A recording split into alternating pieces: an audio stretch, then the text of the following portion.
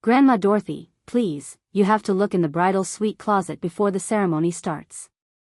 My 8-year-old grandson's terrified whisper still haunts me. What I found hidden behind those white doors shattered everything I thought I knew about my family. The action I took next left the entire wedding in chaos, but I'd do it again in a heartbeat. I'm so grateful you're here.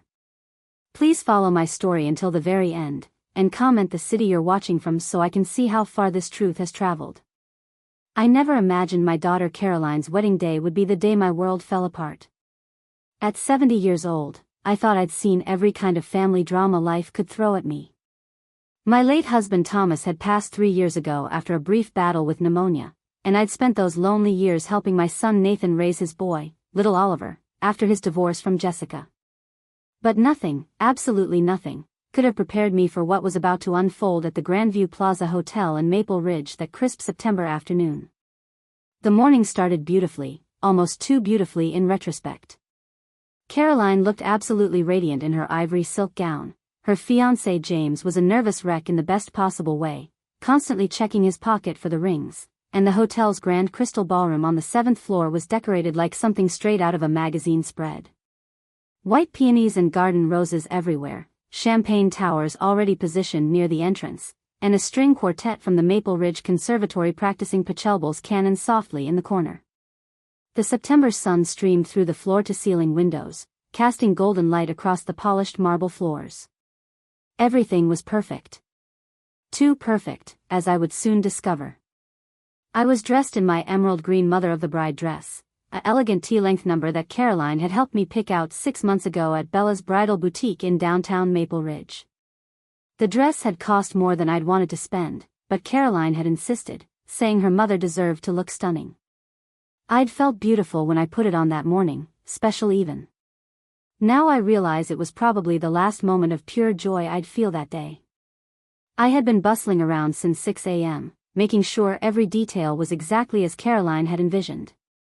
My daughter had always been my organized child, my meticulous planner, the one who had color-coded spreadsheets for her grocery shopping, let alone her wedding. This wedding was her masterpiece, 2 full years in the planning, with a Pinterest board that had over 800 pins and a wedding binder thick enough to be used as a doorstop. Mom, can you check on Nathan? Caroline called from the bridal suite where her 6 bridesmaids were helping with final touches to her makeup and hair.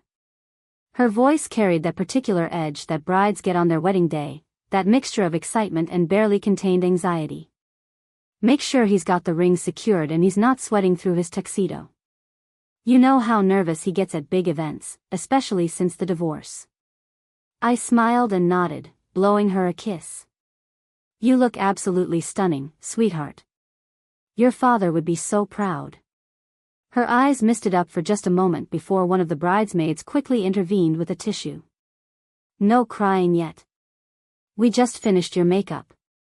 I headed toward the groom's preparation suite on the opposite end of the 7th floor, where Nathan and the groomsmen were supposedly getting ready.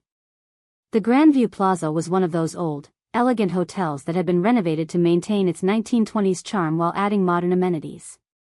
The hallways were wide, with plush burgundy carpeting and cream-colored walls decorated with gilt-framed mirrors and landscape paintings. I found Nathan pacing near the hotel's oak-paneled bar area just outside the preparation room, tugging anxiously at his charcoal gray bow tie. His face was flushed red, the way it always got when he was stressed, and there were already small sweat stains forming under his arms despite the aggressive air conditioning. My son Nathan. 45 years old, a successful corporate attorney at Brennan & Associates downtown, always so impeccably put together in his professional life. Tall like his father had been, with Thomas's same dark hair now showing distinguished silver at the temples, and those intense gray eyes that could make juries believe anything he said. But I was his mother. I knew the anxiety that lived beneath that confident courtroom exterior. I knew about the panic attacks he'd had in college, the perfectionism that drove him to work 80-hour weeks, the way he internalized every failure. Nathan, sweetheart, you look wonderful, I said, reaching up to straighten his collar and smooth down a wayward strand of hair. Caroline's going to be so happy and honored that you're walking her down the aisle. Your father would have wanted you to do it. He barely looked at me, his eyes darting around the hallway as if searching for something or someone. Yeah, Mom. Thanks. Listen, I need to check on something urgent. Work thing. Can you make sure Oliver is ready? He's supposed to be the ring bearer, but you know how easily he gets distracted. Last time I saw him he was playing games on his tablet in the children's area. There was something distinctly off in his voice. A tightness, a strain that went beyond normal wedding day jitters. His hands were shaking slightly as he adjusted his cufflinks, and he wouldn't quite meet my eyes. But weddings make everyone tense, I told myself, pushing down the small flutter of concern in my chest. It's a big day. He's walking his sister down the aisle in his father's place. Of course he's nervous. Nothing to worry about. Where's Vanessa? I asked, referring to his girlfriend. I thought she was helping coordinate with the wedding planner. She is. She's around somewhere. Just make sure Oliver's ready, okay, Mom? His tone was almost sharp, impatient in a way that was unlike him. Before I could respond, he had already turned and walked briskly toward the elevators, pulling out his phone and pressing it to his ear. I stood there for a moment, watching him disappear around the corner, that uneasy feeling growing stronger in my gut. I made my way to the hotel's children's waiting area, a cheerfully decorated room on the 6th floor with toys, books, and a television playing cartoons. The hotel had set it up specifically for wedding parties with young children, and Caroline had arranged for a childcare attendant to supervise during the ceremony. I found Oliver sitting alone on a small velvet bench in the corner, still in his regular clothes, his jeans and striped shirt, nowhere near his adorable little tuxedo that I knew was hanging in a garment bag somewhere. His small ring-bearer pillow, white satin with tiny pearls that Caroline had special ordered from an artisan in Portland, lay abandoned on the floor beside him. His face was pale, almost gray, and his eyes were red and puffy like he'd been crying for a while. My heart immediately clenched with worry. Oliver, honey, what's wrong? I sat beside him on the bench, pulling his small body close to mine. He felt tense, rigid, not relaxing into my embrace the way he usually did. Why aren't you in your tuxedo yet, sweetheart? The ceremony starts in less than an hour. Everyone's waiting to see how handsome you'll look. He looked up at me with those big brown eyes, so much like his father's, so much like Thomas's had been, and whispered in a voice that broke my heart, Grandma Dorothy, I don't want to be in the wedding anymore. My chest tightened. Why not, sweetheart? You were so excited about being the ring bearer. You've been practicing walking down that aisle for weeks. You even practiced at home with your toy cars as pretend guests, remember? His lower lip trembled, and fresh tears welled up in his eyes. Because of her. Her? Who are you talking about, honey? Miss Vanessa. Dad's friend. He said the word friend like it tasted bitter in his mouth, like something spoiled and wrong. Vanessa Laurent. Just hearing her name sent an uncomfortable chill rippling down my spine. She was Nathan's girlfriend of 8 months, a 32-year-old marketing executive he'd met at some corporate networking event at the Riverside Country Club. Beautiful in that calculated, magazine-perfect way, long dark hair always styled in perfect waves, porcelain skin, designer clothes that probably cost more than my monthly pension check, and a smile that never quite reached her cold amber eyes. I'd met her exactly 4 times. Each encounter had left me with the same unsettled feeling in my stomach. She would be charming to my face, complimenting my home, my cooking, asking seemingly caring questions about my health and my late husband. But her eyes remained cold, calculating, assessing. She had a way of touching Nathan's arm possessively whenever another woman was near, of steering conversations away from his past with Jessica, of making subtle comments about starting fresh and leaving old baggage behind and building a new future. The old baggage, I'd slowly realized, meant Jessica, Oliver's mother, and apparently anyone who reminded Nathan of his previous life, his previous family, his previous commitments. What about Miss Vanessa, honey? Did something happen? Oliver's voice dropped to barely above a whisper, and he looked around the empty room as if afraid she might somehow hear him. She's been really mean to me, Grandma. When Dad's not looking. When we're alone. Ice flooded through my veins. What do you mean, mean to you? What has she done? She says I'm in the way. She says I'm a burden that Dad has to carry around. She says once she and Dad get married, things are going to be completely different. She's going to send me to boarding school, far away, so Dad and her can have their own real family without me messing everything up. My hands were shaking now. Ethan, has she said these things to you directly? To your face? He nodded miserably, tears now streaming down his cheeks. Lots of times, Grandma. Lots and lots of times. When Dad goes to work and she stays at our house, or when he's in another room. She gets really close to my face and whispers it. And she says if I tell Dad, he won't believe me.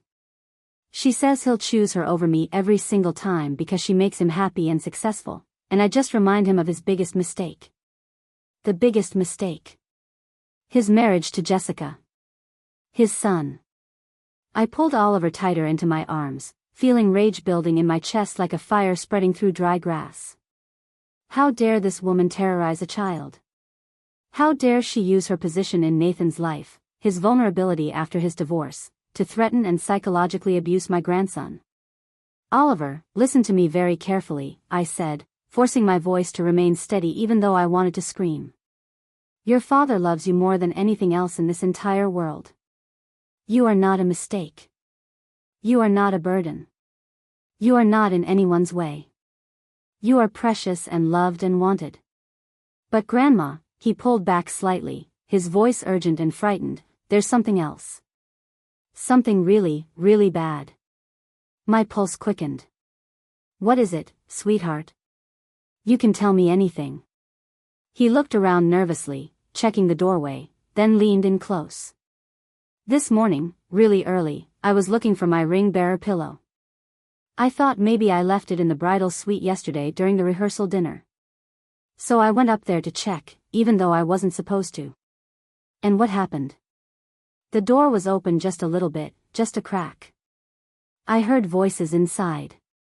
Miss Vanessa was talking to someone on her phone. She didn't know I was standing right outside. She didn't know anyone could hear her. My pulse was hammering now.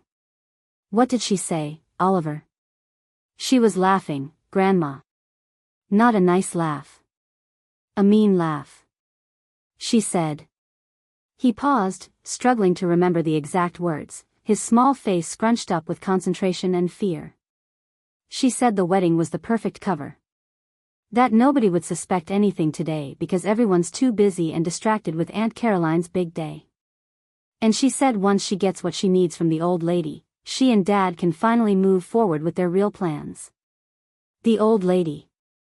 She had to mean me. Who else would she be referring to? Oliver, where exactly was she when you heard this? Inside the bridal suite? Yeah, she went in there with this big bag, a really fancy one. I heard her moving things around inside, like she was hiding something. When she came out a few minutes later, she didn't have the bag anymore. She'd left it inside somewhere. Did you see what was in the bag? He shook his head, fresh tears spilling down his cheeks. No, but Grandma, I'm really scared. Something bad is happening. I can feel it in my stomach. And I don't know what to do. Dad won't listen to me about Miss Vanessa. Whenever I try to tell him she's mean, he says I just miss Mom and I'm having trouble adjusting to change. He doesn't believe me. I looked at my grandson's terrified face, at the genuine fear in his eyes, and made a decision right then and there. Show me, I said firmly. Show me where you heard her. Show me the bridal suite. His eyes widened. But we can't, Grandma. Miss Vanessa is helping with the bridesmaids right now. Aunt Caroline asked her to help coordinate the bouquets or something. What if she sees us? What if she catches us? Then we'll be very quiet and very quick.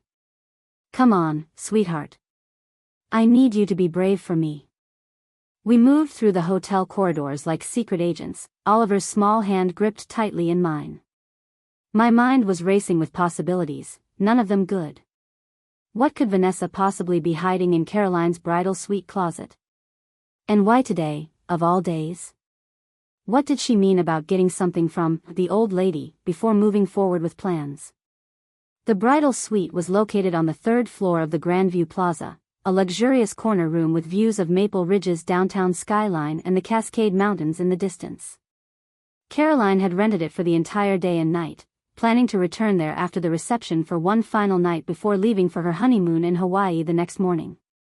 It was an extravagant room with a separate sitting area, a massive bathroom with a clawfoot tub, and a walk-in closet larger than my kitchen at home.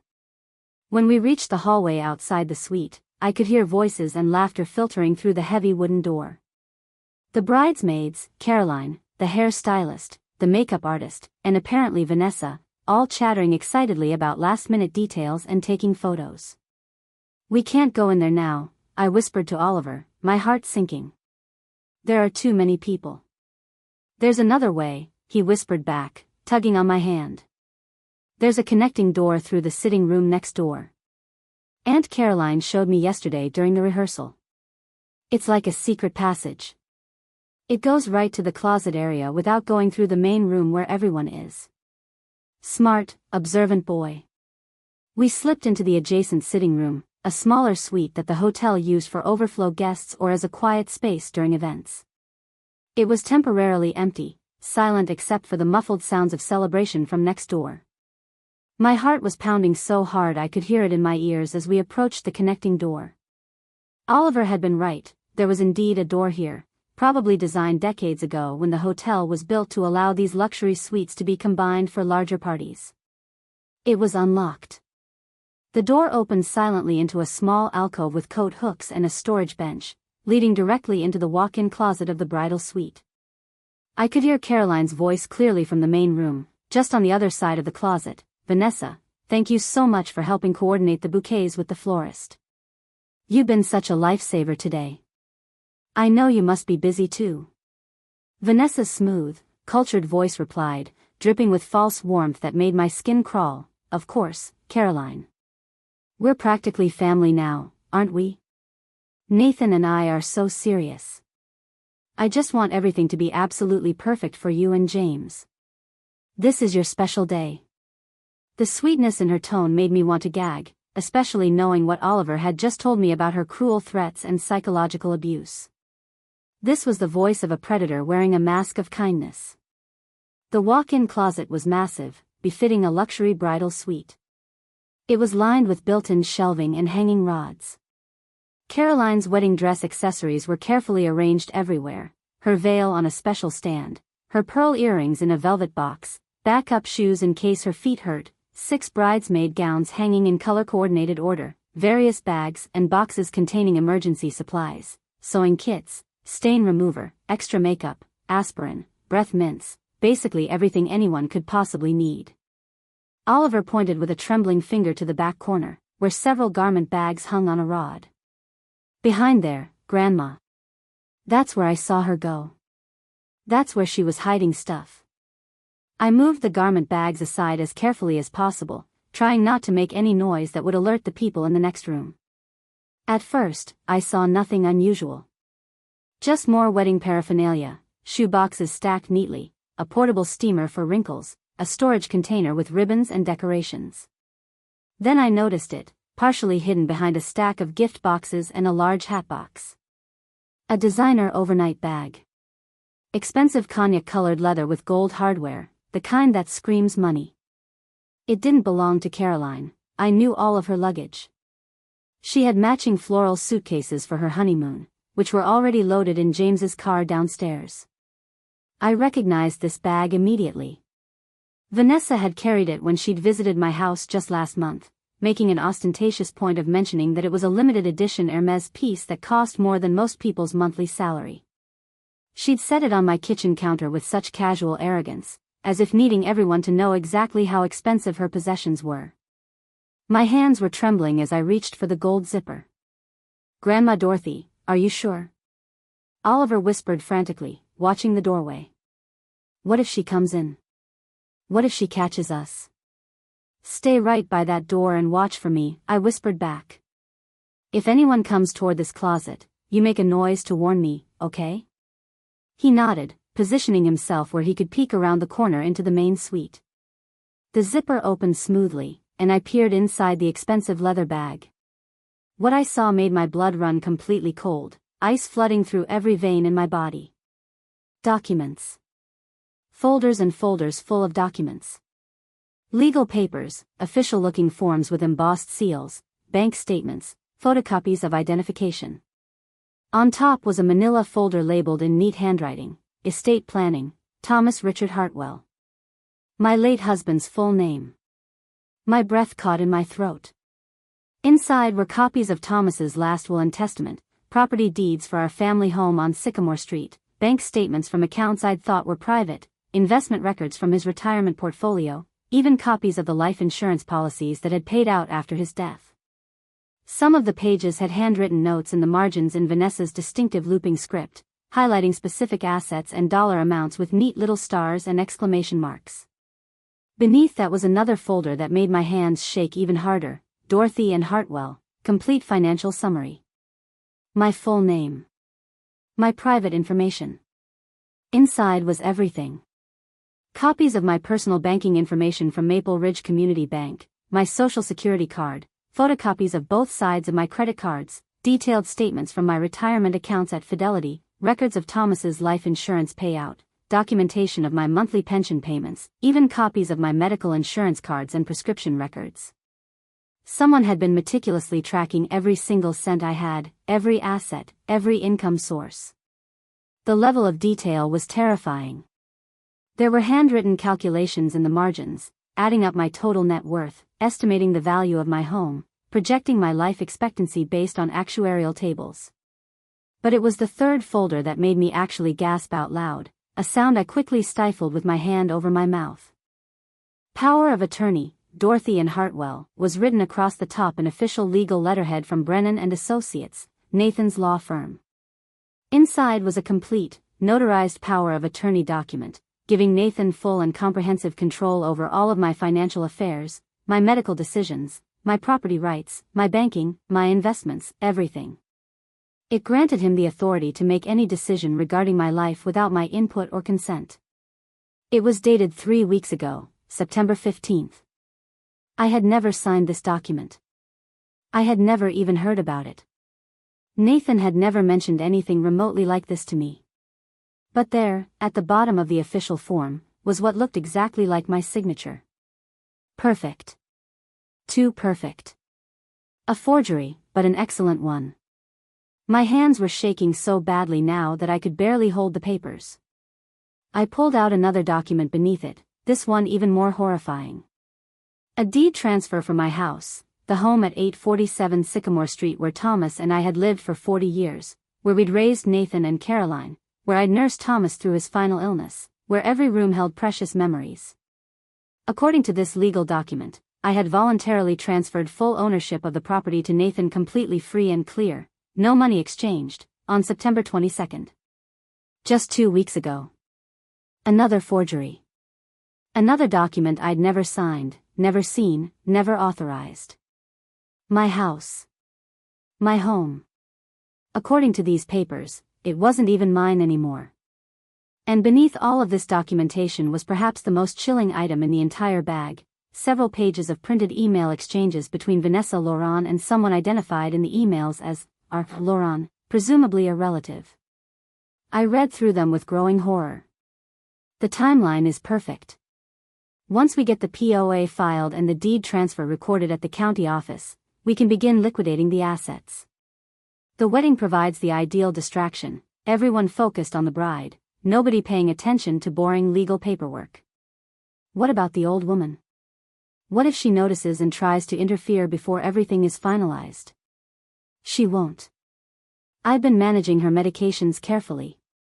The new prescriptions I convinced Nathan she needed for her anxiety and confusion are working perfectly. She's been noticeably more forgetful and compliant lately. If she does question anything, we can easily have her declared incompetent. Nathan has already expressed concerns to her doctor about her mental state. And you're sure Nathan will go through with it? Nathan is completely under control. He thinks I'm the best thing that ever happened to him. He thinks I'm helping him secure his mother's future assets properly. He has no idea we're planning to drain everything and disappear. By the time he figures it out, we'll be long gone with all the money. I had to put my hand over my mouth again to keep from crying out. The betrayal was so deep, so complete, I felt like I couldn't breathe. There were medication bottles too, pushed to the bottom of the bag. Prescription bottles with my name on them, Dorothy Hartwell, but for medications I had never taken, never been prescribed by my actual doctor. Strong sedatives. Anti-anxiety medications. Medications that could make someone appear confused, disoriented, unable to manage their own affairs or make rational decisions. And there was more. Credit card applications in my name, filled out but not yet submitted. Applications for home equity lines of credit against my house. Forms to cash out my retirement accounts early, with penalties. Everything necessary to completely drain my finances and leave me with nothing. Grandma?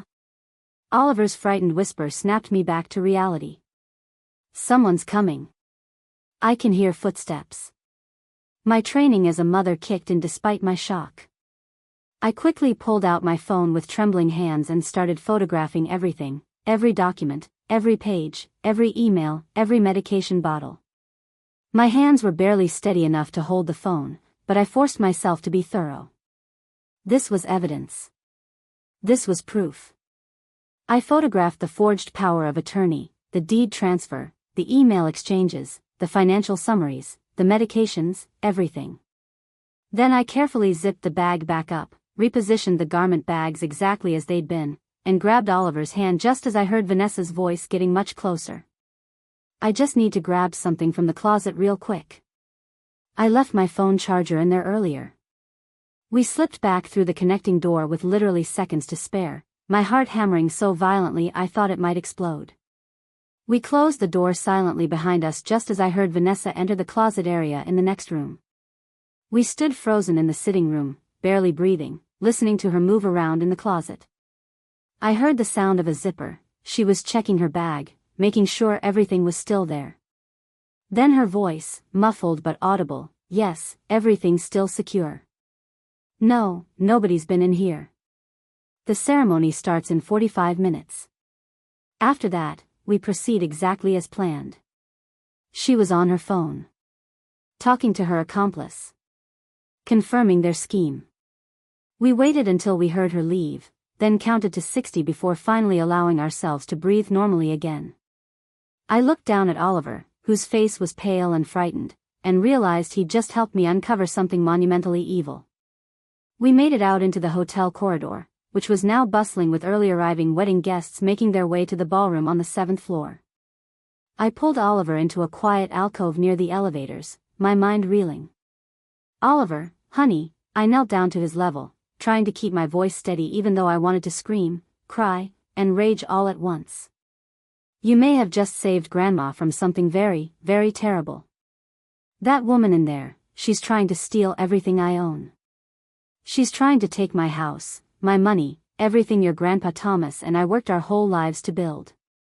"But what about Dad?" Oliver's eyes filled with tears again. "Is Dad helping her do bad things to you?" It was the question I was terrified to answer. Was Nathan involved in this scheme, or was he being manipulated and used just like I was? The email suggested Vanessa was planning to betray him too, but did he know about the forged documents? Had he helped create them? My own son. The boy I'd raised, sacrificed for, loved unconditionally. Could he really be stealing from his own mother? The thought was almost too much to bear, but I had to think clearly now. I had evidence. I had proof. I had photographs of everything on my phone. And I had a choice to make, perhaps the most difficult choice of my life. The wedding ceremony was starting in 40 minutes. Caroline's perfect day, 2 years of planning, hundreds of guests already arriving downstairs and filling the ballroom, vendors setting up the reception dinner, the photographer and videographer capturing every moment for posterity. Do I confront Vanessa and Nathan now, right this minute, and destroy my daughter's wedding day? 'Cause a massive scene that will ruin what should be the happiest day of Caroline's life? Do I wait until after the wedding and risk Vanessa disappearing with that bag of evidence, filing those forged documents at government offices, making her theft official and much harder to reverse? Do I call the police immediately and have them arrest Vanessa during my daughter's wedding ceremony? Or do I do something else entirely? Something that protects both my daughter's happiness and my own rights? I looked at Oliver's frightened, trusting face waiting for me to make everything right the way grandmothers are supposed to do, and I made my decision. Oliver, I need you to be very, very brave right now. Can you do that for Grandma Dorothy? He nodded solemnly, wiping his tears with the back of his hand. Good boy. Now here's what we're going to do. First, you're going to get into your handsome ring-bearer tuxedo, and you're going to walk down that aisle with your pillow and those rings just like you practiced, because Aunt Caroline is counting on you. Can you do that? But what about Miss Vanessa? What about all those bad papers? You let Grandma handle Miss Vanessa. I'm going to make some very important phone calls right now. And then, after you walk down that aisle and Aunt Caroline gets married, some things are going to happen that might seem scary, but I promise you it's all going to be okay. Do you trust me? I trust you, Grandma. That's my brave boy. Now go find the childcare attendant and tell her you're ready to get dressed. I'll check on you in a few minutes. As Oliver hurried off toward the children's area, I pulled out my phone with shaking hands and started making calls. First, I called my lawyer, Richard Morrison, who had handled Thomas's estate after he passed. I got his voicemail. It was Saturday afternoon, but I left an urgent message explaining that forged legal documents had been created in my name and I needed immediate help. Then I called Maple Ridge Police Department's non-emergency line and explained the situation as calmly as I could manage. Identity theft. Forged legal documents. Elder financial abuse. They said they'd send an officer to the hotel, but it might take 45 minutes to an hour given their current call volume. Then I did something I never thought I'd have to do. I called Jessica, Nathan's ex-wife, Oliver's mother. Dorothy? She sounded surprised to hear from me. Our relationship had been strained since the divorce, though I tried to maintain contact for Oliver's sake. Is everything okay? Is Oliver all right?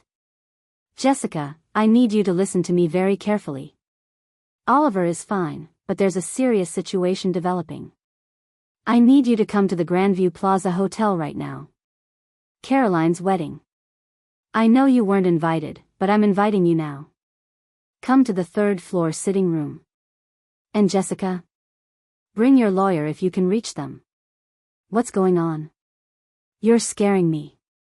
I'm scared too. Just please come. It's about Oliver's safety and his future. I'll explain everything when you get here. My third call was the hardest. I dialed Caroline's wedding planner, Margaret Chin, who was probably frantically coordinating final details downstairs. Mrs. Hartwell? Is everything all right? The ceremony starts in 35 minutes. Margaret, I need you to trust me. After the ceremony, before the reception starts, I need you to delay the receiving line by exactly 15 minutes. Make up an excuse, photographer needs more time, whatever you need to say. Can you do that for me? I suppose so, but Mrs. Hartwell, is there a problem? Should I tell Caroline? Don't tell Caroline anything. This is her wedding day and she deserves to be happy during her ceremony. Just give me those 15 minutes after the ceremony ends. Please, Margaret. I'm begging you. She agreed, though she sounded confused and concerned. I had 35 minutes until the ceremony started. 35 minutes to prepare for what I was about to do. 35 minutes before I would walk down that aisle, watch my beautiful daughter marry the man she loved, and then confront the woman who was trying to destroy my life. I went to check on Oliver and found him in his tiny tuxedo, looking heartbreakingly handsome and brave despite his red eyes. I hugged him tight and whispered, "You saved Grandma today. Never forget that." Then I went to peek into the bridal suite one last time. Through the cracked door, I could see Caroline in her full wedding glory, veil in place, bouquet in hand, absolutely radiant. Vanessa stood beside her, adjusting a stray hair, playing the role of the helpful future sister-in-law. The monster in designer clothing, I thought. The predator wearing a mask. But soon, very soon, that mask was going to come off. The ceremony was about to begin, and after it ended, the real show would start. The string quartet began playing at exactly 3 p.m., the opening notes of Vivaldi's Spring, floating through the Grandview Plaza's grand ballroom. I stood in the back, my hands clutching my small beaded clutch so tightly my knuckles had turned white. Inside that clutch was my phone, containing photographs of every piece of evidence I'd found in Vanessa's bag. Evidence of forgery, theft, elder abuse, and conspiracy. But for the next 30 minutes, I had to pretend everything was normal. I had to smile and watch my daughter get married, because Caroline deserved this moment untainted by the nightmare I discovered. The ballroom looked like something out of a dream. 7 enormous crystal chandeliers cast warm light across the space. White peonies and garden roses cascaded from tall centerpieces on every table. Sheer white draping framed the windows overlooking downtown Maple Ridge, and the late afternoon sun created golden patterns on the polished marble floor. 300 guests filled the white chairs arranged in neat rows facing the flower-adorned archway where James stood waiting, his best man beside him. I recognized faces from Caroline's college years, her design firm colleagues, James's family members who had driven up from California, neighbors from the old Sycamore Street house, and Thomas's former business partners who had stayed in touch over the years. They were all smiling, anticipating, excited. None of them knew what I knew. None of them could see the trap that had almost closed around me. I spotted Nathan standing near the front, looking handsome in his charcoal tuxedo, checking his watch nervously. My son. The boy I'd rocked to sleep as a baby, whose scraped knees I'd bandaged, whose college applications I'd helped him write, whose law school graduation had made Thomas and me so proud. Was he part of this? Had he helped Vanessa forge those documents? Or was he another victim, being manipulated by a woman who planned to betray him too? The email suggested Vanessa intended to take everything and disappear, leaving Nathan behind to face the consequences. But that didn't mean he was innocent. He'd still signed those power of attorney papers, even if he didn't know they were forged. He'd still allowed this woman into our family, given her access to our lives. I couldn't look at him without feeling my heart break into smaller and smaller pieces. Vanessa sat 3 rows from the front, wearing a stunning burgundy dress that probably cost more than the average person's monthly rent. Her dark hair was styled in perfect waves, her makeup flawless. She looked like she belonged in a magazine spread about elegant wedding guests. She caught my eye for just a moment and smiled warmly, raising her champagne glass slightly in a friendly gesture. I smiled back, even though everything in me wanted to scream at her, to expose her right then and there. But I'd made a promise to myself. Caroline's ceremony would be beautiful and perfect. The reckoning would come after. The music changed, and the bridesmaids began their processional. 6 women in flowing sage green gowns, carrying smaller versions of Caroline's peony bouquet, walking in perfect timing down the white-carpeted aisle. Then came little Oliver, looking absolutely precious in his miniature tuxedo, carefully carrying the white satin pillow with the ring secured to it. He walked slowly, concentrating so hard on not dropping the pillow that his tongue stuck out slightly from the corner of his mouth. When he reached the front, he looked back at me in the crowd, and I gave him a small nod of encouragement. He'd been so brave today. So much braver than any 8-year-old should have to be. The music swelled into Pachelbel's canon, and everyone stood as Caroline appeared at the back of the ballroom on Nathan's arm. She looked absolutely breathtaking. Her ivory silk gown fit her perfectly, the lace sleeves elegant and romantic, her cathedral-length veil trailing behind her like a cloud. The diamond earrings that had been Thomas's last gift to her sparkled in the chandelier light.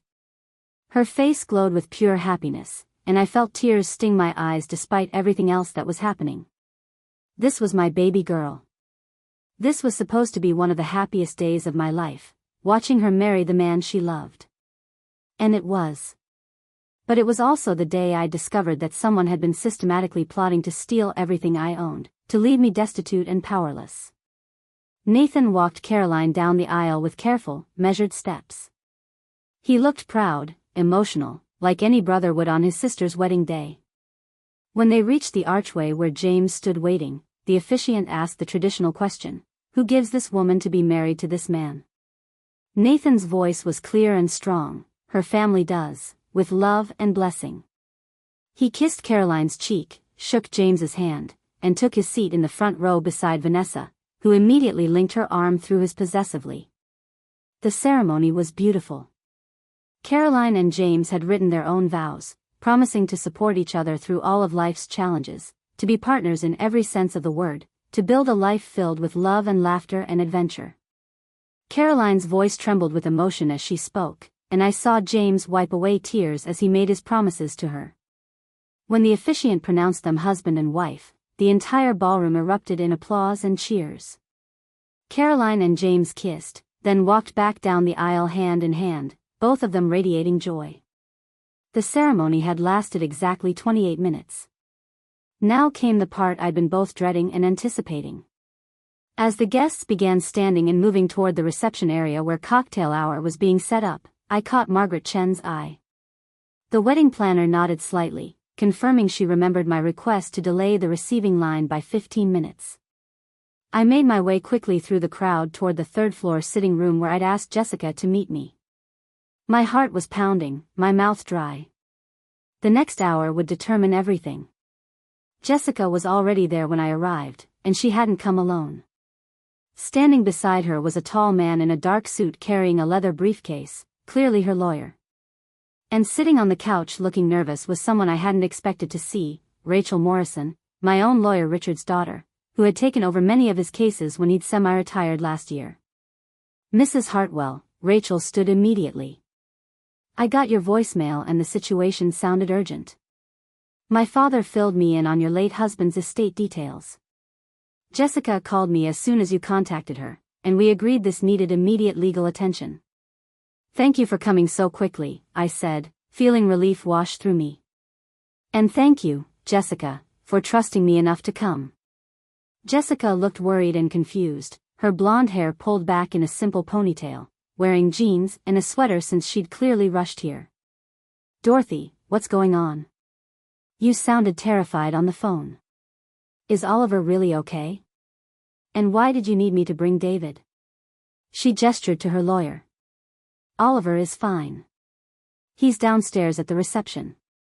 But he's not safe, and neither am I, and neither is Nathan, though I'm not sure he knows it yet."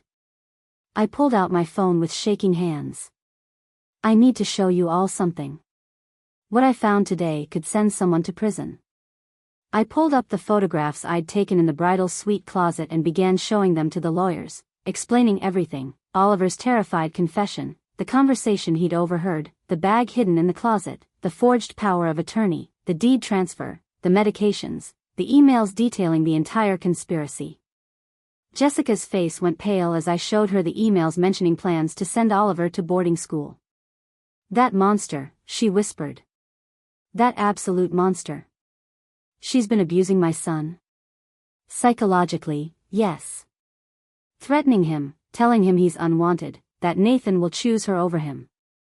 I looked at Jessica with all the sincerity I could muster. "I know things have been difficult between us since the divorce. But right now, Oliver needs both of us to protect him. And I need your help to stop this woman before she destroys multiple lives." Rachel was scrolling through the photographs with increasing alarm, her professional composure cracking. "Mrs. Hartwell, this is serious criminal activity. Identity theft, forgery, elder abuse, conspiracy to commit fraud. The power of attorney document alone is a felony. If these documents had been filed with the county recorder's office, they would have had legal standing. You could have lost everything." "That's exactly what she planned," I said. "The emails make it clear. She was going to wait until after today when everyone was distracted with wedding celebrations, then file everything on Monday morning. By the time I noticed, it would have been too late to easily reverse." David Chen, Jessica's lawyer, was making notes rapidly in a legal pad. "We need to involve law enforcement immediately. This isn't just a civil matter anymore. These are criminal acts."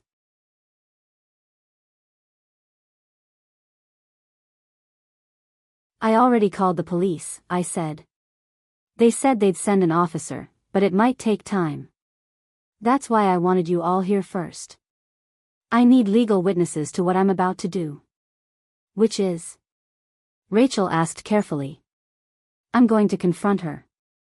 Right now, downstairs, before she has a chance to destroy that evidence bag or disappear. But I need you all there as witnesses. I need documentation that this confrontation happened with legal representation present. And I need Jessica there because this affects Oliver's custody situation.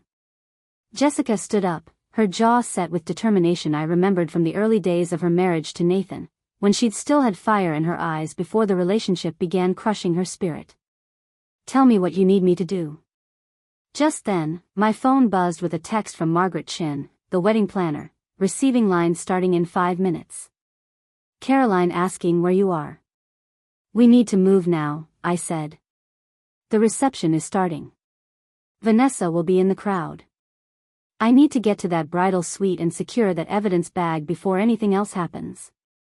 We all moved quickly down the hallway, Rachel and David discussing legal strategy in hushed tones, Jessica walking beside me with her hand on my arm. Dorothy, she said quietly, I know I haven't been the easiest person to deal with since the divorce. I was hurt and angry and I took some of that out on you. But I never stopped respecting you.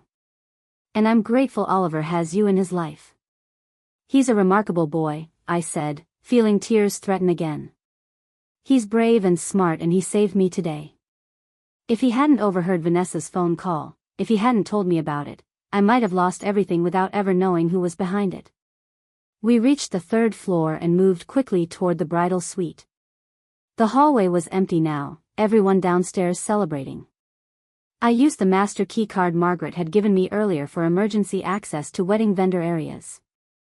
The bridal suite was exactly as it had been during the ceremony, abandoned, with Caroline's getting ready supplies scattered around, makeup and hair products on the vanity, the bridesmaids' personal bags on chairs.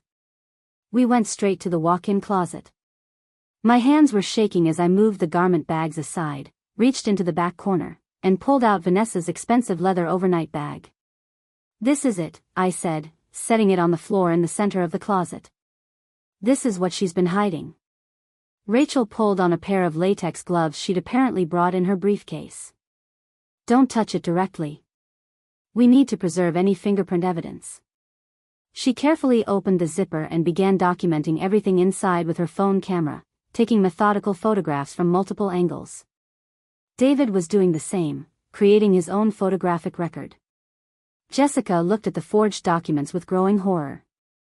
Nathan's law firm letterhead. Did Nathan help her do this? I don't know, I said honestly. The email suggests she was planning to betray him too, to take everything and disappear. But I can't be sure how much he knew or didn't know. That's one of the things I need to find out. Rachel finished photographing and carefully began examining each document. These are extremely sophisticated forgeries. The notary stamps look authentic, the signatures are nearly perfect, the legal language is correct. Someone with access to law firm resources and understanding of estate planning created these. Mrs. Hartwell, I hate to say this, but your son is either directly involved or someone used his professional resources without his knowledge. Either way, this is very serious. Before I could respond, we heard footsteps in the hallway outside. Quick, purposeful footsteps. Then the door to the bridal suite opened. I knew it, Vanessa's voice cut through the air like a blade. I knew someone had been in here. She stood in the doorway of the closet, still in her elegant burgundy dress, but her face was no longer the mask of warmth and charm she'd worn during the ceremony. Her expression was cold, calculating, dangerous. Dorothy, she said, my name sounding like a curse from her lips. I underestimated you. I thought you were just a confused old woman who would be easy to manage.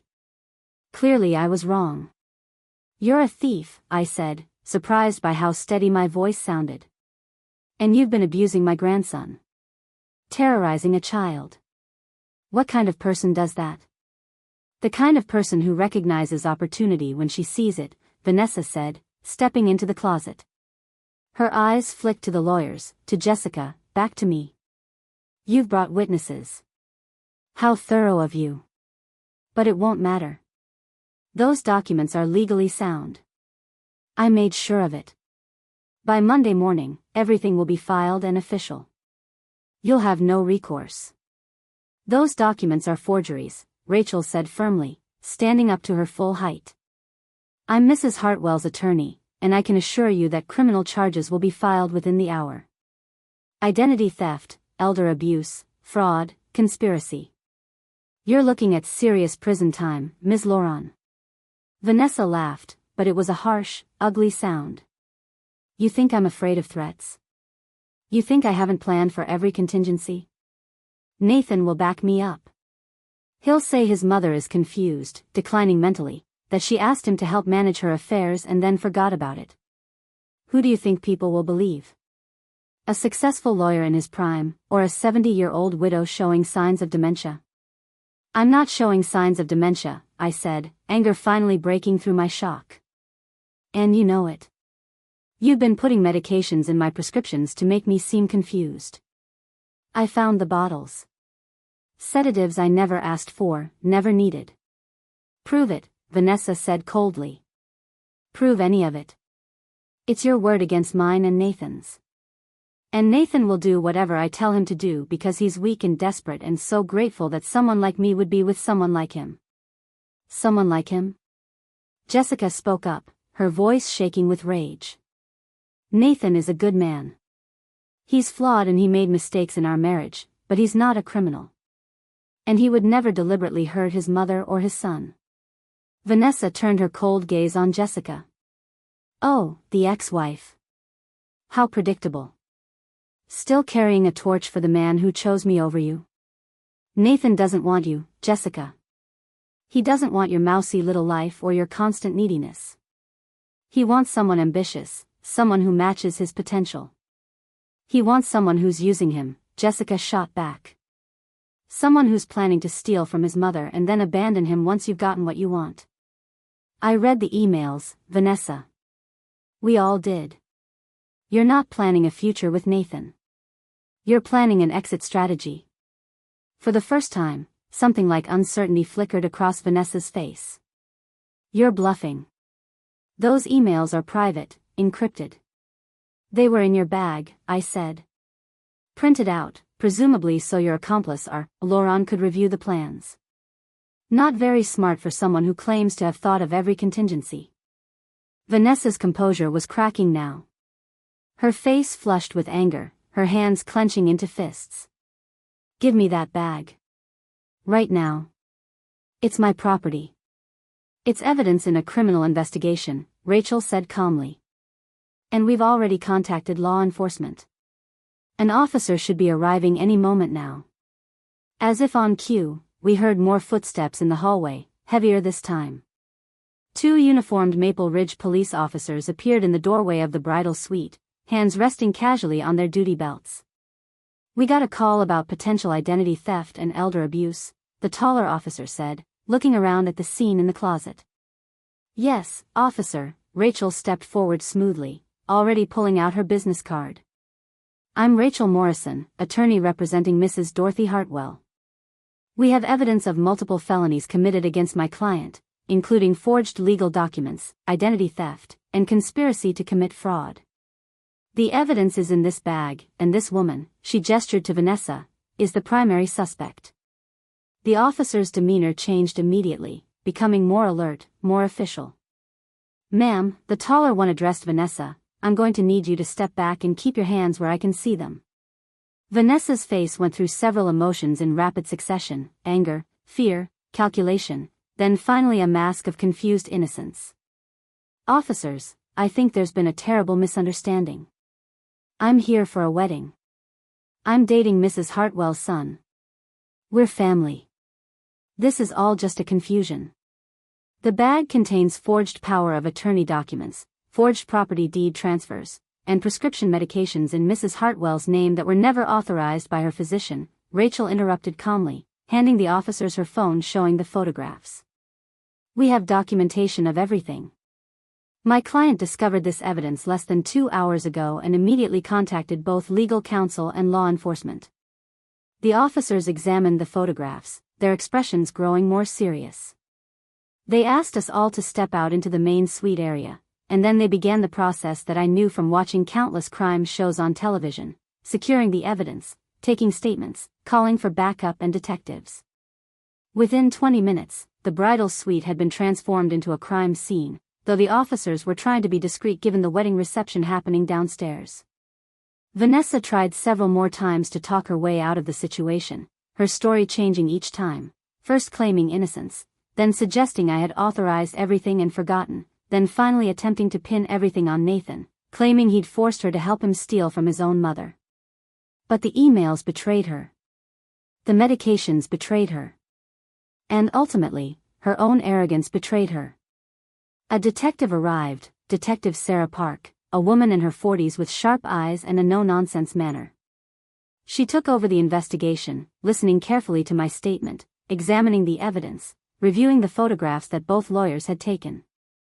"Mrs. Hartwell," Detective Park said after about 30 minutes of investigation, "I want you to know we're taking this extremely seriously. Elder abuse and financial exploitation are major crimes in this state. Based on what I'm seeing here, we have probable cause to arrest Ms. Laurent on multiple felony charges." "What about my son?" I asked, the question I'd been dreading. "Nathan. Is he involved in this?" Detective Park's expression softened slightly. "That's something we'll need to determine through further investigation. The emails suggest Ms. Laurent was acting primarily on her own and planning to betray your son as well. But we'll need to interview him and examine whether he had knowledge of or participated in creating these forged documents. If his law firm letterhead was used, we'll need to investigate whether that was with or without his authorization." My heart was breaking all over again. Even if Nathan wasn't actively involved in the theft, the fact that Vanessa had been able to access his professional resources to create these forgeries meant he'd been careless, negligent at minimum. "Mrs. Hartwell," one of the officers said gently, "we're going to need to take Ms. Laurent into custody now. We'll transport her to the station for processing and formal charges. You'll need to come down tomorrow to give a complete formal statement, but for now, you're free to return to the wedding reception if you'd like." Return to the reception. Caroline's wedding reception. Where my daughter was celebrating the happiest day of her life, completely unaware that her brother's girlfriend was being arrested upstairs for trying to rob and abuse her mother. "I can't go down there," I said, feeling suddenly exhausted, every one of my 70 years weighing on me. How can I face everyone? How can I face Caroline on her wedding day and pretend everything is fine? Jessica put her hand on my arm. "Caroline doesn't need to know. Not tonight. Let her have this day. Let her have these memories untainted. You can tell her tomorrow, after the honeymoon send-off, after she's had her perfect wedding day." "But Nathan." "Let me handle Nathan," Jessica said, her voice hard. "It's time he and I had a very serious conversation about his choices and his priorities. And about what's best for Oliver." The officers led Vanessa away in handcuffs, her designer dress and perfect makeup now looking ridiculous against the harsh reality of her arrest. She didn't look at me as they took her past, but I heard her hiss to one of the officers, "This is a mistake. You're making a huge mistake. She's a confused old woman. No one will believe her." But they did believe me. Because I had evidence. Because I had witnesses. Because Oliver had been brave enough to tell me what he'd overheard. After Vanessa was gone, after the officers had taken the evidence bag and secured the scene, after Detective Park had given me her card and told me she'd be in touch tomorrow, I finally allowed myself to sit down on the couch in the sitting room and just breathe. Rachel and David were discussing next steps, talking about protective orders and how to ensure none of the forged documents could be filed. Jessica was on her phone, presumably calling her family or close friends to process what had just happened. And I sat there, thinking about how close I'd come to losing everything. How if Oliver hadn't been brave enough to tell me what he'd heard, if I hadn't trusted his fear enough to investigate, if I'd been just a little less alert or a little more willing to dismiss my concerns. I would have woken up Monday morning to discover that my house no longer belonged to me, that my son had legal control over every aspect of my life, that I had no rights to my own property or decisions. I would have been trapped, helpless, at the mercy of people who saw me not as a mother or grandmother but as a source of money to be drained and then discarded. Dorothy? Jessica sat down beside me. How are you holding up? I don't know, I said honestly. I feel like I should be relieved or happy that we caught her, but mostly I just feel sad. Sad that this happened at all. Sad that my son brought this person into our lives. Sad that Oliver had to go through being threatened and scared. Sad that this is how Caroline's wedding day had to go. Caroline doesn't know, Jessica reminded me gently. And she doesn't have to know, not yet. You can still give her this day. You can go downstairs, smile, dance at her reception, celebrate her marriage. The bad stuff can wait until tomorrow. Can it? I looked at her. Can I really just pretend for the next few hours that everything is fine? You're one of the strongest women I've ever known, Jessica said. You raised 2 successful children mostly on your own while your husband worked long hours building his business. You nursed Thomas through his final illness with grace and dignity. You helped me survive the early days of my divorce when I thought my world was ending. You've been babysitting Oliver and showing him what unconditional love looks like when his own father was too busy to notice what was happening. Yes, Dorothy, you can absolutely pretend for a few more hours. Because that's what mothers do. We protect our children's happiness even when our own hearts are breaking. She was right. I could do this. I had to do this. I stood up, straightened my emerald dress, checked my appearance in the mirror. My makeup was smudged from tears, but Rachel had brought her purse and helped me fix it. My hands had stopped shaking. My breathing was almost normal. One more thing before we go down, Detective Park said, reappearing in the doorway. We're going to need to interview your son Nathan at some point this evening. We'll try to be discreet, but I wanted to warn you that it might cause some disruption to the reception. My heart sank. Can it wait until after the reception ends? After Caroline and James leave for their honeymoon hotel? Detective Park considered this. I suppose we could wait a few more hours. But Mrs. Hartwell, your son is going to find out tonight that his girlfriend has been arrested. There's no way around that. The question is whether you want him to hear it from us or from you first. She was right. Nathan needed to know. And better it come from me than from police officers in the middle of his sister's reception. I'll tell him, I said. Give me 30 minutes. Let me find him privately and explain what's happened. Then you can do whatever interviews you need to do. Detective Park nodded. 30 minutes. Then we'll need to speak with him officially. I made my way back downstairs with Rachel and Jessica flanking me like bodyguards. The reception was in full swing, music playing, guests laughing and dancing, the dinner service just beginning.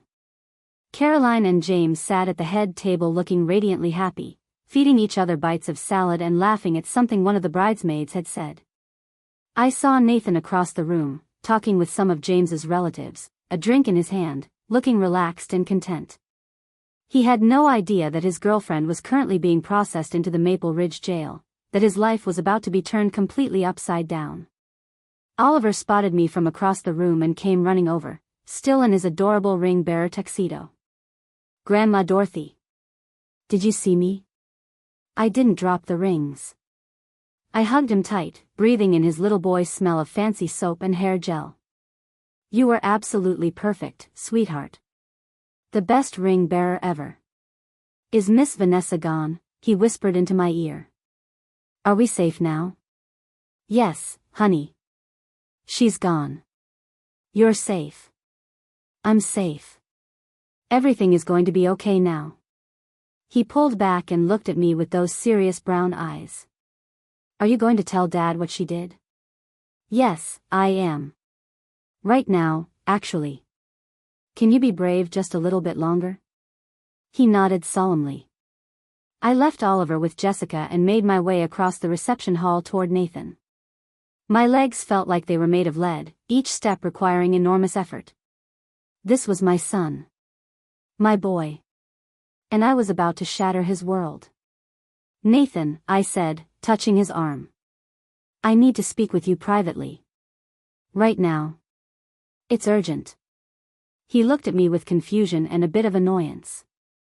Mom, can it wait? Caroline's about to give her toast. No, I said firmly. It cannot wait. Come with me. Now. Something in my tone must have conveyed the seriousness of the situation because he set down his drink and followed me out of the reception hall into a quiet corridor. What's going on? Is everything okay? You look upset. I took a deep breath and prepared to say the words that would change everything. Nathan, Vanessa has been arrested. She's been stealing from me, forging legal documents in my name, planning to take my house and all my money. She's been psychologically abusing Oliver.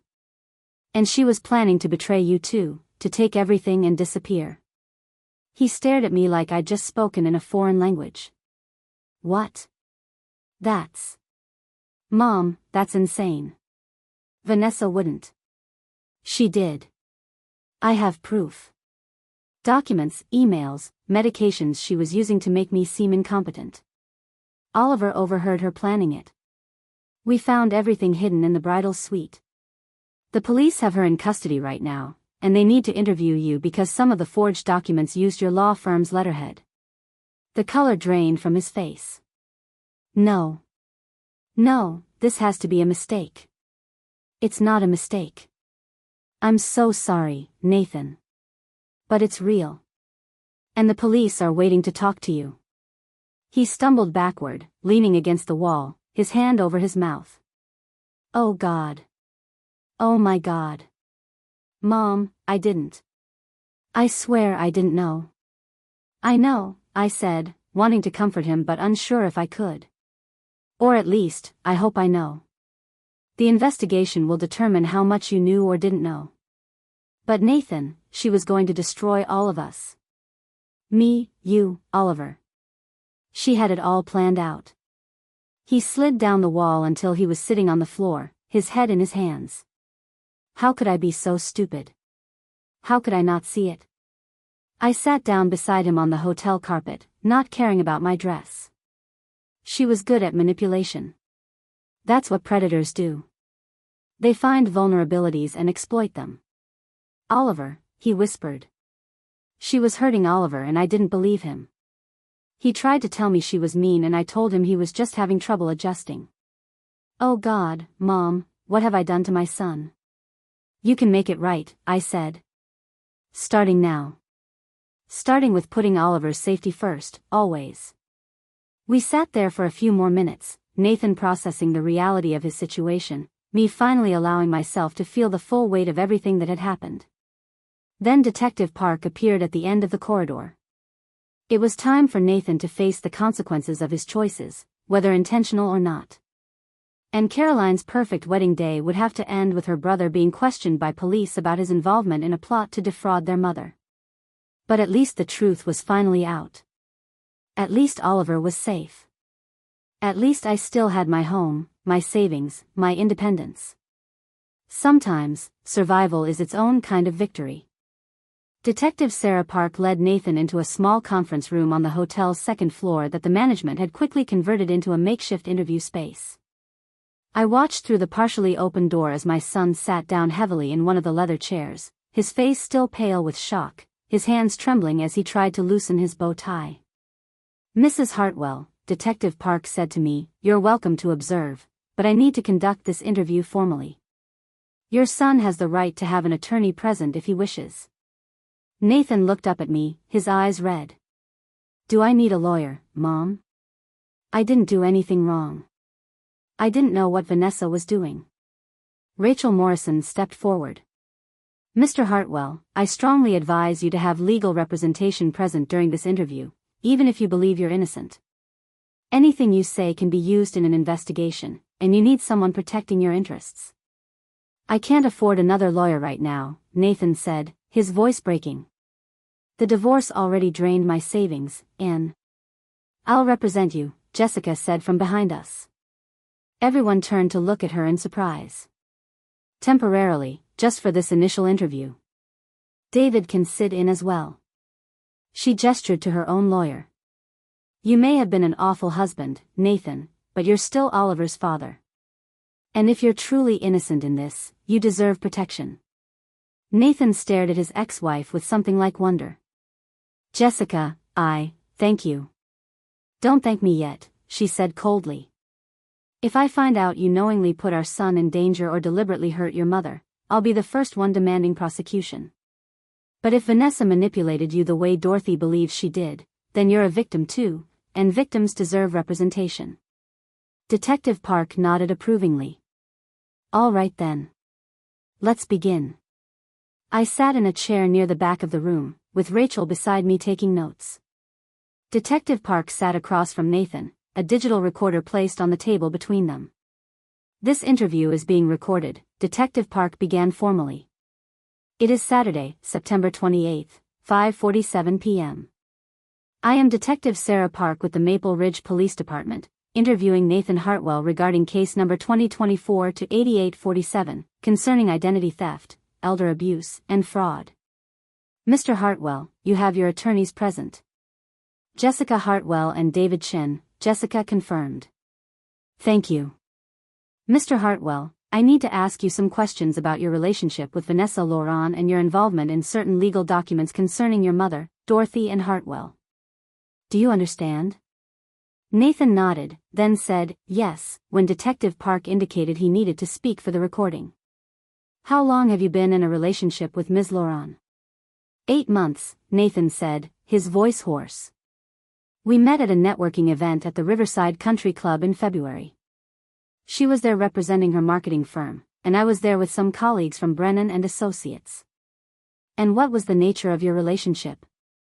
We started dating seriously after about a month. She seemed perfect. Smart, ambitious, beautiful. She understood the demands of my career. She didn't pressure me about commitment like. He glanced at Jessica, like some women do. She seemed content to just enjoy our time together. When did she meet your mother? About 3 months into our relationship, in May. I brought her to a family dinner at my mother's house. Caroline was there too, and Oliver. How did that first meeting go? Nathan's face clouded with memory. Mom seemed hesitant about her, actually. After Vanessa left, Mom pulled me aside and said something felt off about her. But I thought Mom was just being overprotective. After the divorce, she'd been worried about me dating again, worried someone would take advantage of me when I was vulnerable. Detective Park made a note. Did your mother's concerns influence your relationship with Ms. Laurent? No. I thought Mom just needed time to get to know her. Vanessa was always charming when they were together. She'd compliment Mom's cooking, ask about Dad's old stories, offer to help with things around the house. When did Ms. Laurent begin having access to your professional resources? Nathan looked confused. What do you mean? The forged documents were created using your law firm's letterhead, your office's notary seal, and formatting consistent with your firm's estate planning department. How did she gain access to those resources? The color drained from Nathan's face again. I don't know. I never gave her access to my office. She visited a few times when we'd meet for lunch, but she never went into the document preparation areas. Those are restricted to employees only. Did she ever use your office computer or have access to your login credentials?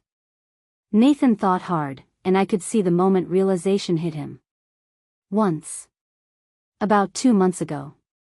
I had to finish some work on a Saturday, so I went into the office and she came with me. She said she'd wait in my office while I retrieved some files from the record room. I left my computer logged in because I was only gone for maybe 10 minutes. And when you returned? She was sitting at my desk, looking at her phone.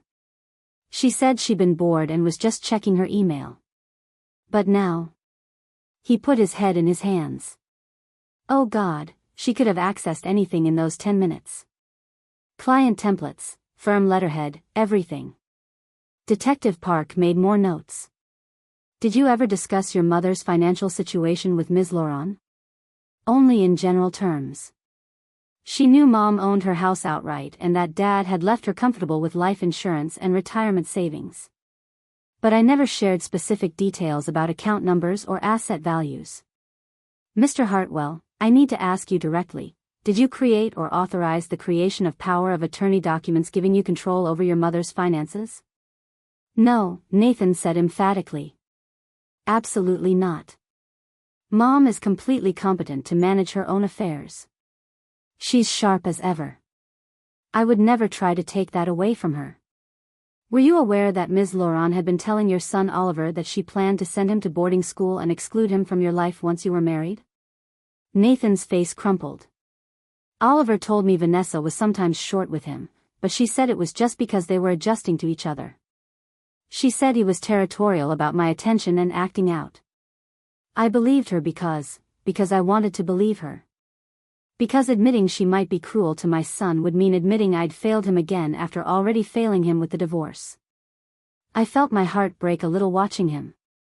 He was guilty of negligence, of willful blindness, of choosing his own happiness over his child's well-being. But he wasn't the monster I'd feared he might be.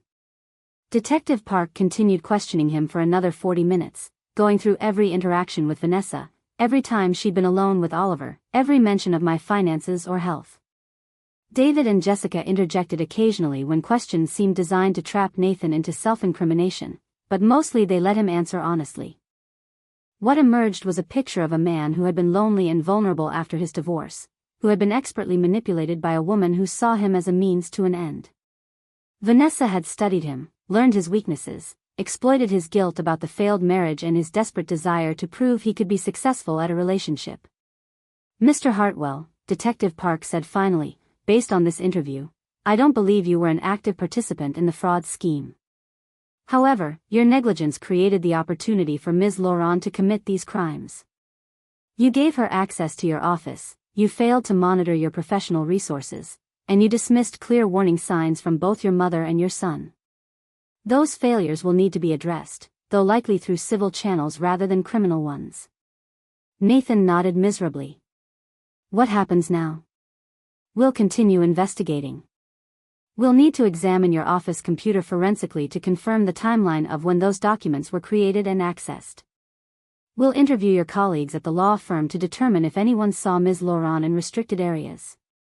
And we'll be coordinating with the district attorney's office to build a case against Ms. Laurent. What about Mom? Is she safe now? Can Vanessa hurt her anymore? Ms. Laurent is in custody and will be charged with multiple felonies. She's unlikely to make bail given the severity of the charges and the risk of flight. Those emails mention plans to leave the country. Your mother's assets are safe. We'll be working with her attorneys to ensure none of the forged documents are filed or given any legal standing. Nathan turned in his chair to look at me. Mom, I am so sorry. I brought that woman into our lives. I put you and Oliver in danger because I was too selfish and stupid to see what she really was. I stood up and walked over to him, placing my hand on his shoulder. Nathan, you made mistakes. Serious mistakes. But you're also a victim here. She targeted you specifically because she knew you had access to me through your relationship as my son. That doesn't excuse your negligence, but it does mean we can move forward from this. How can you forgive me? After everything. I didn't say I forgive you, I interrupted gently but firmly. Forgiveness takes time. Trust takes even longer to rebuild. But I love you. You're my son. And right now, we need to focus on protecting Oliver and making sure this never happens again. Jessica stood as well. Nathan, Oliver is going to need therapy after what Vanessa put him through. He's going to need you to be present, attentive, and to actually listen when he tells you something is wrong. Can you do that? Yes, Nathan said, tears streaming down his face now. I'll do whatever it takes. I'll be the father he deserves. We'll see, Jessica said coolly. Actions, not words. That's what matters now. Detective Park concluded the interview and told us she'd be in touch in the coming days as the investigation progressed. Nathan was free to return to the reception, though she advised him to expect more questions and likely testimony when the case went to trial. We made our way back toward the ballroom, a strange procession, me, Nathan, Jessica, Rachel, and David. The reception was still going strong, the band now playing upbeat dance music, guests laughing and celebrating Caroline's marriage. Caroline herself spotted us from across the room and came hurrying over, her wedding dress swishing around her legs. "Mom! Nathan! Where have you been?" I was starting to worry. "We're about to do the father-daughter dance, except it's going to be the brother-sister dance since." Her voice trailed off as she looked at Nathan's tear-stained face and swollen eyes. "What's wrong? What happened?" I exchanged glances with Nathan and Jessica. Caroline deserved the truth, but did she need it right now, on her wedding day? Nathan made the decision for us. "Caroline, something happened with Vanessa." "Something bad. But Mom's okay, Oliver's okay, and everyone's safe." "Can we tell you tomorrow? After you've had tonight to celebrate?" Caroline looked between us with growing alarm. "Is someone hurt? Is someone in danger?" "No," I said firmly. "Everyone is safe. Vanessa won't be bothering any of us anymore." But Nathan's right, the details can wait until tomorrow. "Tonight is your night, sweetheart. Go dance with your brother, enjoy your reception, and don't worry about anything else." She looked uncertain, but James appeared beside her, taking her hand. "Caroline, love, whatever it is, your family says it can wait. Let's trust them. Come dance with me first, then you and Nathan can have your dance." As Caroline allowed James to lead her back to the dance floor, Nathan whispered to me, "How do I dance with her knowing I almost destroyed everything? Knowing what I let happen?" "You dance with your sister because she loves you and you love her," I said. "You smile for her wedding photos. You make a toast celebrating her happiness. And then tomorrow, you begin the hard work of making amends and rebuilding trust. But tonight, you give her this gift, a perfect wedding day unspoiled by family drama." Nathan nodded and straightened his shoulders, wiping his eyes. When the father-daughter dance was announced, he walked out onto the floor and took Caroline into his arms, dancing to "What a Wonderful World," while the photographer captured the moment. I watched from the sidelines, exhausted beyond measure, feeling every one of my 70 years. Oliver came to stand beside me, slipping his small hand into mine. "Is it really over, Grandma Dorothy?" he asked quietly. "The scary part is over," I told him. "Miss Vanessa is gone and she can't hurt us anymore. But there are still some things that need to be fixed, some hurt feelings that need time to heal." "Is Dad in trouble?" "A different kind of trouble than Miss Vanessa. Your dad made mistakes, but he didn't try to hurt anyone on purpose. He's going to work very hard to be a better father to you." "Do I have to see Miss Vanessa ever again?" "No, sweetheart. Never again." He leaned against me, and I wrapped my arm around his small shoulders. This brave boy who had saved me, who had trusted me enough to share his fears, who had been terrorized by a woman his father brought into his life. Jessica joined us, watching Nathan dance with Caroline. "He really didn't know," she said softly. I was ready to believe he'd masterminded the whole thing, that he was the villain. But he's just broken. And stupid. And blind to anything that doesn't fit his image of himself. "Will you work with him on custody? On co-parenting?" "For Oliver's sake, yes. But Nathan has a lot of work to do. A lot of therapy, a lot of self-reflection, a lot of rebuilding. And he needs to prove, through actions, not words, that he can put Oliver first." The dance ended, and the reception continued. Caroline and James cut their elaborate 4-tier cake. Toasts were made, the best man telling embarrassing stories about James's bachelor days, the maid of honor recounting how Caroline had planned this wedding down to the tiniest detail. Nathan gave his toast last, his voice only shaking slightly as he spoke about his sister's determination, her kindness, her ability to create beauty wherever she went. He didn't mention Vanessa or the chaos of the last few hours. He kept his promise to give Caroline this one perfect day. Around 10 p.m., Caroline and James prepared to leave for their wedding night hotel before flying to Hawaii the next morning. She changed into a pretty traveling outfit while her bridesmaids gathered her things. I helped her with her going-away bouquet, a smaller version of her bridal flowers. Mom, she said as I adjusted a ribbon, I know something serious happened today. I can see it in your face, in Nathan's face. Promise me you'll tell me everything tomorrow?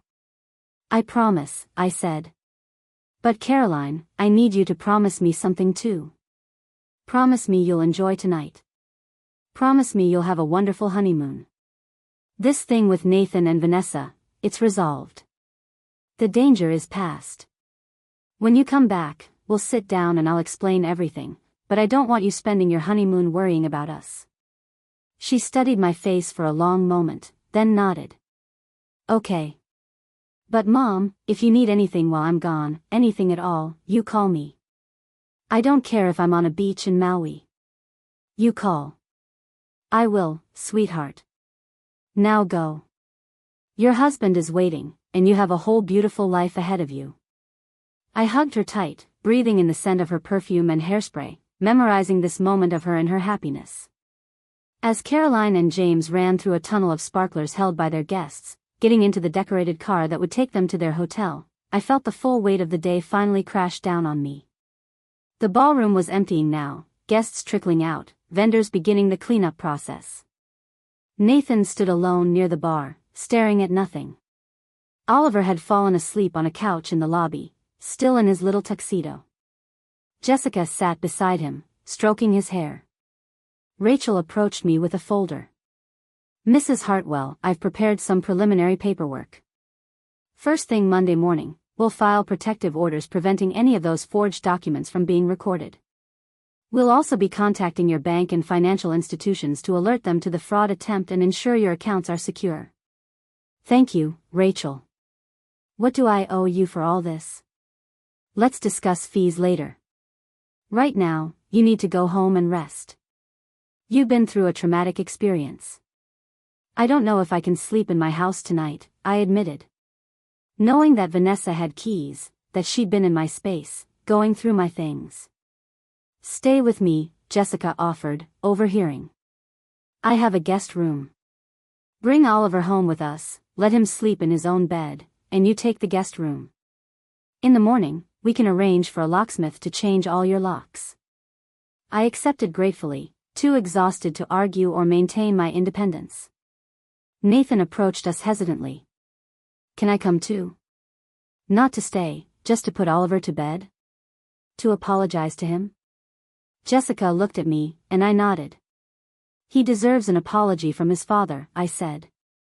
We drove in separate cars to Jessica's modest 3-bedroom house on Pine Street, about 15 minutes from the hotel.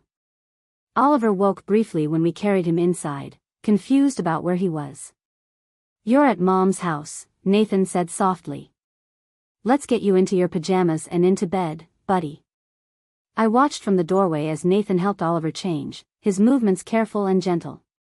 When Oliver was settled under his covers, Nathan sat on the edge of the bed. Oliver, I need to tell you something important. Miss Vanessa is gone. She's not going to be part of our lives anymore. And I need to apologize to you. Oliver's eyes were half closed with exhaustion, but he was listening. You tried to tell me she was being mean to you, and I didn't listen. I didn't believe you. I chose to believe her instead of believing my own son, and that was wrong. That was one of the worst things I've ever done. I'm so sorry, Oliver. It's okay, Dad, Oliver mumbled sleepily. No, it's not okay. But I'm going to do better. I'm going to listen to you from now on. When you tell me something is wrong, I'm going to believe you. And I'm never, ever going to let anyone hurt you again. Can you forgive me? Oliver was quiet for a moment, then said, Grandma Dorothy says forgiveness takes time. Nathan laughed, though it sounded more like a sob. Grandma Dorothy is very wise. Okay, buddy. You take all the time you need to forgive me.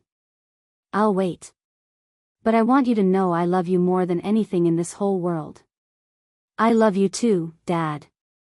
Nathan kissed Oliver's forehead and turned out the light, leaving the door cracked open the way Oliver liked it. In the hallway, he leaned against the wall and put his face in his hands, shoulders shaking with silent sobs. I let him cry. He needed to. He'd lost his girlfriend, discovered she'd been using him, learned he'd nearly been complicit in defrauding his own mother, and faced the reality that he'd failed to protect his son. These were heavy burdens, and tears were appropriate. After a few minutes, he collected himself. I should go. Let you both get some rest. Nathan, I said, are you going to be okay alone tonight? Honestly? No. But I deserve to feel this way. I deserve every bit of discomfort coming to me. That's not how this works, I said gently. Yes, you need to face consequences. Yes, you need to make amends. But punishing yourself doesn't help anyone. Go home, try to sleep, and tomorrow we'll start figuring out how to move forward. He nodded and left quietly through the front door. Jessica showed me to the guest room, bringing me a spare toothbrush and a comfortable nightgown. Thank you, I said. For helping today. For representing Nathan even though he hurt you so badly during the divorce. I didn't do it for him, Jessica said. I did it for Oliver. And for you. You've always treated me like family, even after the marriage fell apart. That meant something to me. After she left, I sat on the edge of the guest bed, finally alone with my thoughts for the first time since Oliver had come to me that morning with his terrified confession. I pulled out my phone and looked at the photographs I'd taken of the evidence. Proof of how close I'd come to losing everything. Proof of evil dressed in designer clothes and false smiles. Then I deleted the photos from my phone. The police had the evidence. Rachel had her copies. I didn't need these images haunting me every time I looked at my phone. I thought about Thomas, my late husband, and wondered what he would think of all this. Would he be disappointed in Nathan? Proud of Oliver's bravery? Grateful I'd caught Vanessa before she succeeded? Probably all three. I miss you, I whispered to his memory. I could really use your help right now. Our family is broken, and I don't know how to fix it. But even as I said it, I knew the answer. Family isn't fixed through grand gestures or dramatic moments. It's fixed through small consistent acts of love and accountability. Through showing up. Through keeping promises. Through choosing each other day after day even when it's difficult. Nathan would have to show up for Oliver, consistently and genuinely, until trust was rebuilt. I would have to decide how much trust one could give Nathan going forward, knowing his negligence had nearly cost me everything. Oliver would have to heal from the psychological abuse Vanessa had inflicted, and we'd all have to help him feel safe again. Caroline would have to process this information when she returned from her honeymoon and decide how she felt about her brother's actions. These were long roads ahead, with no shortcuts or easy answers. But we would walk them together, because that's what families do. They endure. They forgive, eventually. They move forward even when the path is unclear. I changed into the borrowed nightgown, brushed my teeth, and climbed into the unfamiliar bed. My body ached with exhaustion, my mind swirling with the day's events. Caroline's beautiful wedding ceremony. The horror of discovering Vanessa's plot. The confrontation in the bridal suite. Watching Vanessa get arrested. Nathan's devastated confession. Oliver's brave face. Jessica's unexpected support. All of it playing on repeat in my mind. Somewhere around 2 a.m., I finally fell asleep, my last conscious thought being gratitude that Oliver had trusted me enough to tell me what he'd overheard. That brave little boy had saved me. And now it was my job to help him heal from the trauma of having to be that brave. Tomorrow would bring new challenges, changing locks, filing protective orders, dealing with insurance companies and banks, beginning the legal process of holding Vanessa accountable. But tonight, we were all safe under Jessica's roof. The immediate danger had passed. And sometimes, survival itself is victory enough. I dreamed of Thomas that night. He was sitting in his favorite chair in our old living room on Sycamore Street, reading the newspaper the way he used to every Sunday morning. He looked up when I entered the dream and smiled. "You did good, Dorothy," he said. "You protected our family. I'm proud of you. I almost lost everything we built together. But you didn't. Because you're strong. Because you listened when Oliver needed you. Because you've always been the heart of this family. The family is broken now, Thomas. Nathan betrayed us. Vanessa nearly destroyed us. Broken things can be repaired, he said gently. Not back to what they were, but into something new. Something stronger for having survived the breaking. I woke with tears on my cheeks and sunlight streaming through the guest room window. Sunday morning. The day after my daughter's wedding and the day I discovered a plot to steal my entire life. I could hear voices in the kitchen, Jessica and Oliver making breakfast, the sound of eggs crackling in a pan, Oliver's childish laughter at something his mother said. Normal sounds. Safe sounds. The sounds of life continuing despite everything.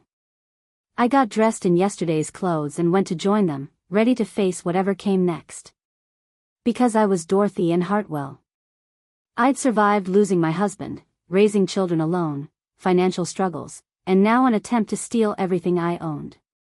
I was stronger than anyone, including myself, had given me credit for. And I wasn't going to let anyone make me feel small or powerless ever again.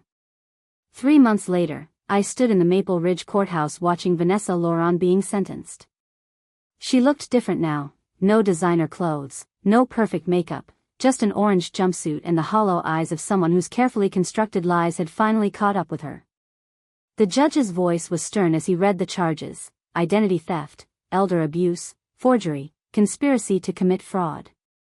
Ms. Laurent, you targeted a vulnerable widow, manipulated her son, and psychologically abused a child.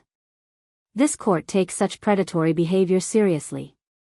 7 years in prison. No possibility of early parole for the first 3 years. I felt Oliver squeeze my hand. He'd wanted to be here, to see the woman who had terrorized him face consequences. Jessica had agreed, believing it would help him heal to witness justice being served. Nathan sat on my other side, thinner than he'd been at Caroline's wedding, with new lines around his eyes. He'd been in therapy twice a week since that day, working through his guilt and learning to rebuild trust with his son.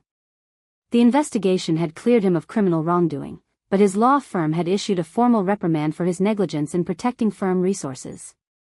As Vanessa was led away, she turned and looked directly at me. I met her gaze without flinching.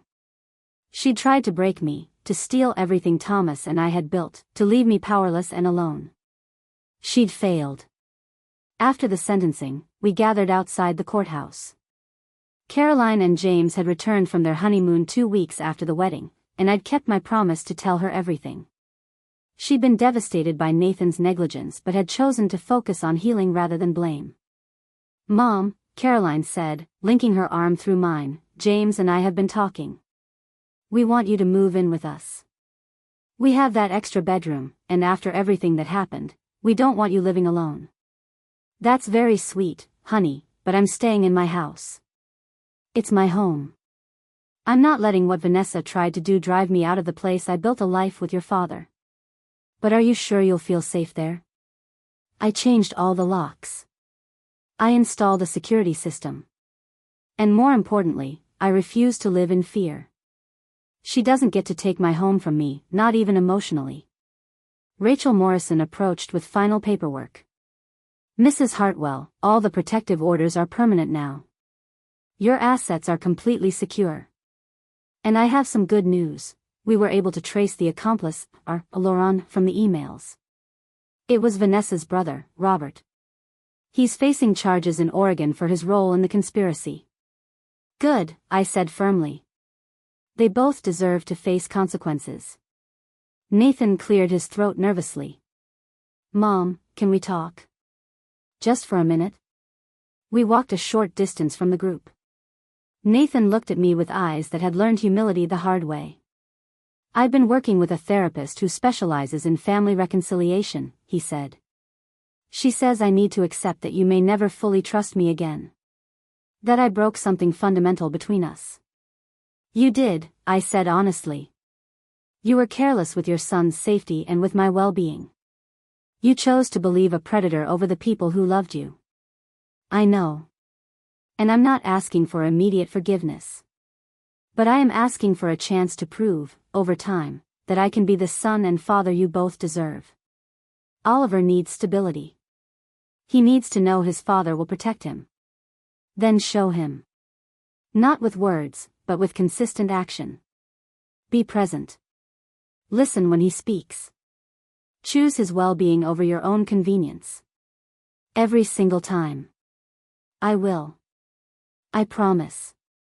We'll see, I said, echoing Jessica's words from that awful night. Actions, not words. Oliver ran over to us, his face lighter than I'd seen it in months. Grandma Dorothy, can we get ice cream? Mom said we could if you said yes. I smiled down at my brave grandson. He'd started therapy too, working through the trauma of Vanessa's abuse. The nightmares were less frequent now. His laughter was coming back.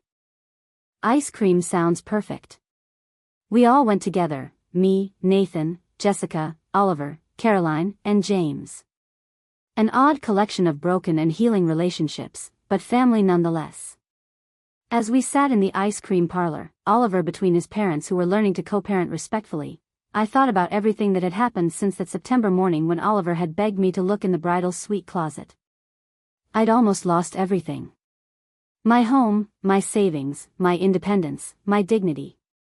But instead, I'd discovered something more valuable, my own strength.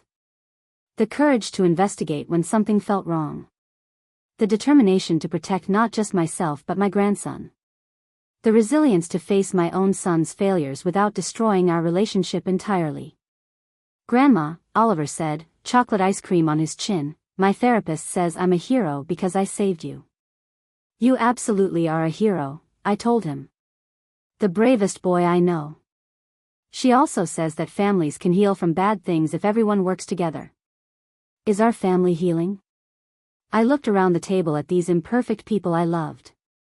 Nathan, still earning back trust but genuinely trying. Jessica, graciously allowing reconciliation for her son's sake.